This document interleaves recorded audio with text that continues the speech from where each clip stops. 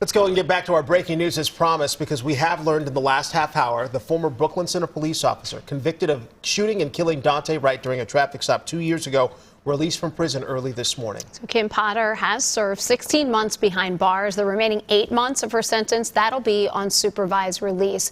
So our Pauline Lee live outside of the Shakopee Women's Correctional Facility, because Pauline, we've learned much more over the past few minutes here.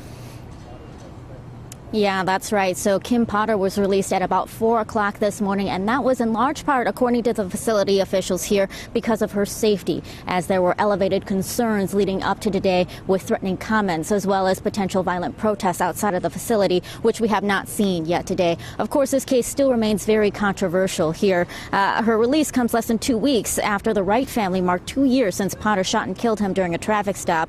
And remember, Potter argued she mistook her taser for her gun. Now, Potter will actually head to Wisconsin to serve out her remaining 8 months under supervised release, which is part of an agreement Minnesota has with states around the country.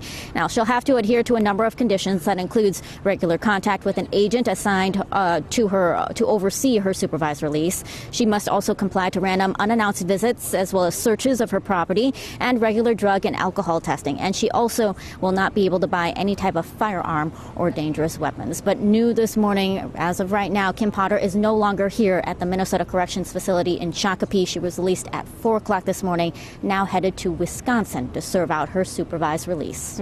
And Pauline, just to be clear, she served 16 months behind bars. That's the law here in Minnesota. You get your sentence, you get 2/3 of it behind bars, and then the final third is that supervised release.